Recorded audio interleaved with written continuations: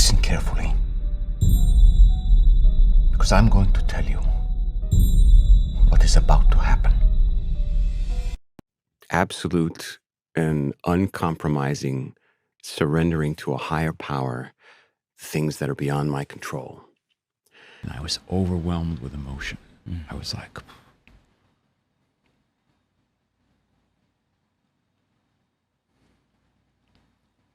The journey begins. From actor to vessel of faith, Jonathan Roumie is known around the world as the actor who plays Jesus in The Chosen. But the real story begins long before the cameras started rolling, before the world saw him in white robes. Walking across the hills of Galilee, Jonathan was a struggling actor trying to survive.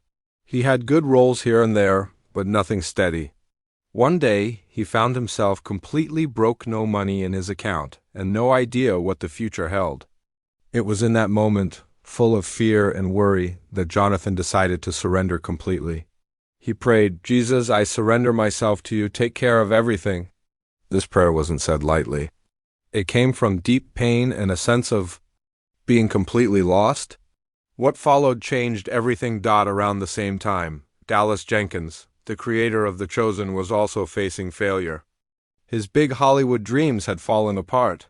His projects weren't doing well, and he felt defeated. But instead of quitting, he turned to his faith.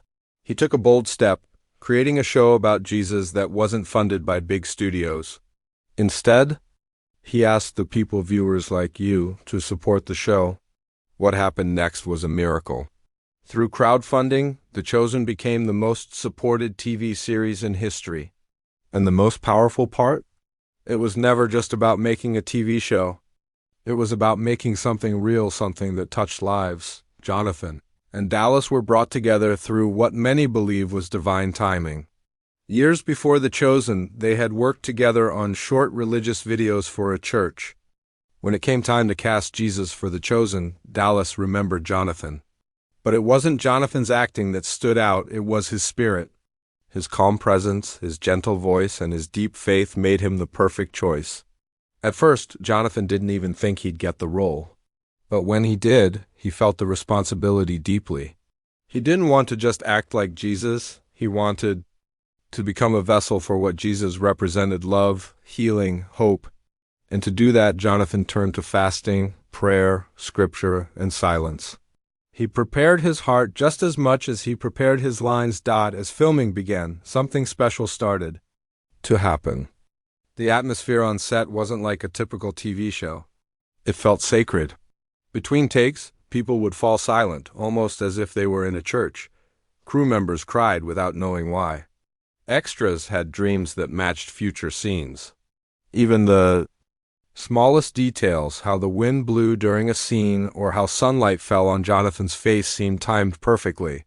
There were no special effects or machines creating these things. It was as if heaven itself was directing the show. One day, while filming the Sermon on the Mount, Jonathan stood before hundreds of extras dressed as people from ancient times. As he began to speak the words of Jesus, words that had changed lives for over 2,000 years, something happened. He stopped acting. He didn't even feel like himself. The words flowed from his mouth like a stream from the heart. He later said, he felt filled with light and broken open at the same time. He wasn't on a film set. He was standing on holy ground.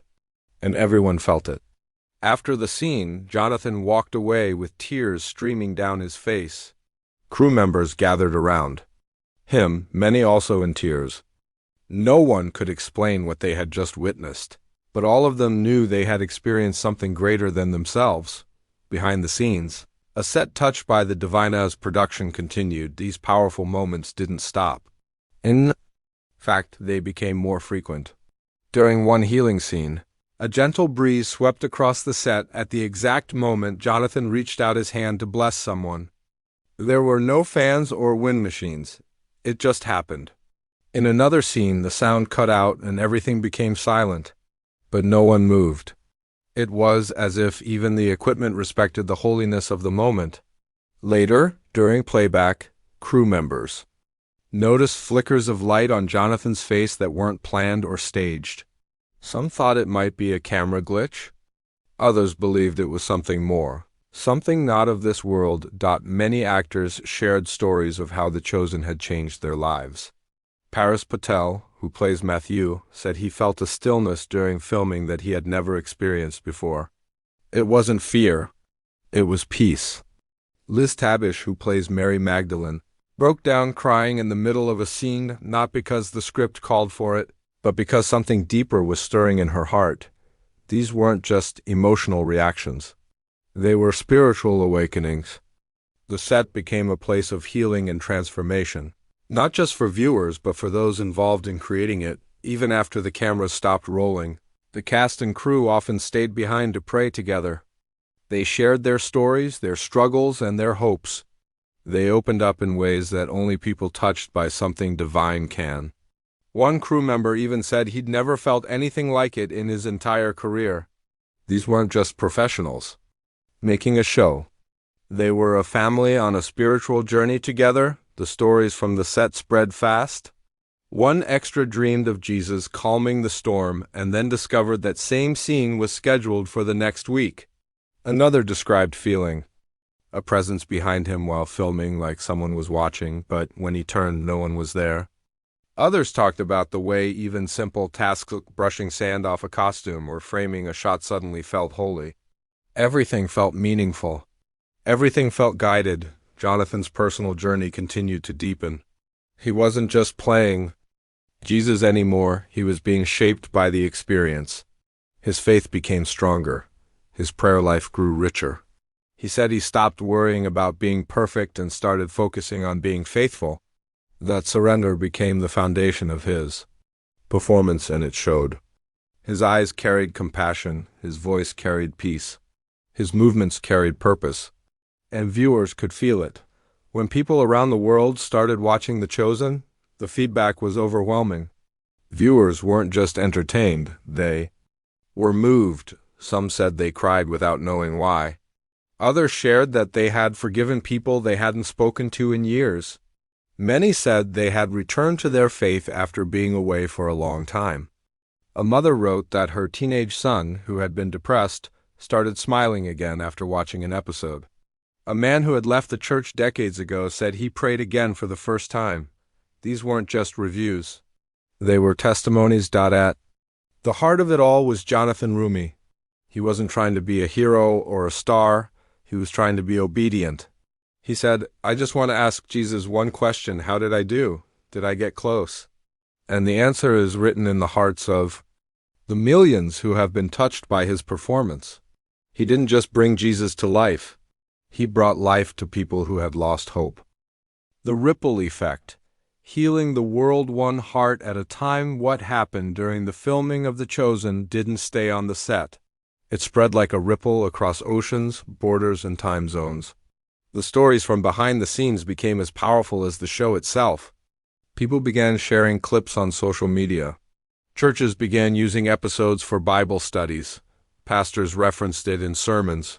The show became more than just a series. It became a movement of healing, hope, and return. And through it all, Jonathan Roumie remained grounded. He never claimed to be anything more than a man trying to follow God's will. He spoke openly about his own weaknesses, his questions, his doubts. He reminded people that being chosen isn't about being perfect, it's about being willing. And that message struck a chord with millions. The most powerful moments, however, came not from the screen, but from the lives changed because of it.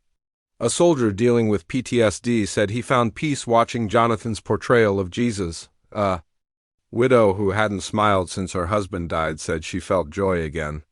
Children asked their parents about God after watching an episode. Teenagers started reading the Bible. Families prayed together again. The miracle wasn't just what happened on set. It was what happened in homes, hearts, and lives all over the world. There was also a shift in the industry. Other actors, producers, and directors began talking about The Chosen not because it was trendy, but because it was different. It didn't follow the usual rules. It didn't rely on big budgets or flashy effects. It relied on heart. It relied on truth. And that truth broke through screens and reached souls. Jonathan often says that none of this was about him. It was always about pointing back to the one he portrayed. He never wanted applause. He wanted transformation for himself, for the cast, and for everyone watching. And that's exactly what happened. When you look into Jonathan's eyes as Jesus, you don't just see a character, you see a man surrendered, a man broken and remade by grace, a man who allowed himself to become a mirror reflecting something greater than any script could ever capture. In a world that is hurting, full of noise and fear, The Chosen offers a quiet, powerful message. You are loved, you are seen. You are not alone. And that message is carried by every scene, every word, every tear. The show doesn't preach from a pulpit. It walks beside you. It listens. It heals. And at the center of that miracle stands Jonathan Roumie, not as a star, but as a servant. So if you're searching for hope, if you're questioning your place in the world, if you've been hurt, tired, or forgotten, watch The Chosen. Not because it's popular, not because it's beautifully made, but because it might just be the place where your heart meets the one who made it. And maybe, just maybe, you'll cry too, not from sadness, but from the overwhelming sense that you've been seen by something far bigger than yourself. Conclusion: a story that stays with youth. Story of Jonathan Roumie and The Chosen is not just about a television show. It's a story of surrender, faith, and miracles, both on and off the screen. From a struggling actor with no money to a man chosen to represent one of the most powerful figures in history, Jonathan's journey reminds us that even in our darkest moments, light can break through. It wasn't Hollywood magic that made The Chosen special. It was the real emotions, the raw honesty, and the spiritual depth that poured into every scene. What happened during the filming cannot be fully explained. The chills on set, the sudden silences, the unexpected tears, and the peaceful energy felt by everyone, these were not ordinary moments. They were signs that something holy was present. Jonathan didn't just act like Jesus, he allowed the Spirit of Jesus to work through him. And because of that, millions of people didn't just watch a show. They had a personal experience with something bigger than themselves. The beauty of The Chosen lies in how it brings Jesus closer to everyday people. It shows him laughing, crying, walking, struggling, and healing. It paints him not as a distant figure from ancient times, but as someone who understands our pain and meets us in it. Jonathan's performance brings that truth to life in a way that feels real, gentle, and comforting. His eyes speak without words. His quiet strength invites us to listen, reflect, and believe again, and maybe that's why so many viewers have been deeply touched. People of all ages and backgrounds have said the same thing. The Chosen changed their lives. Some found peace after years of chaos. Others forgave people they thought they never could. Many returned to faith they had walked away from. All because one man said yes to a role that required more than talent, it required his heart and soul. In the end, this isn't just Jonathan Roumie's story. It's a story for all of us. A story about how God works in mysterious ways, using brokenness to bring healing, using simple prayers to spark global movements. It reminds us that miracles still happen, not always in the loud, dramatic ways we expect, but in quiet moments when love and truth come together. So as we close this chapter, remember this: you are not watching just a show. You are witnessing a journey, one that began with surrender, grew through faith, and continues to shine through every episode. The Chosen isn't just about Jesus, it's about us. It's about how each of us, no matter where we are in life, can be chosen too, and maybe, just maybe, this is your moment to be part of the miracle.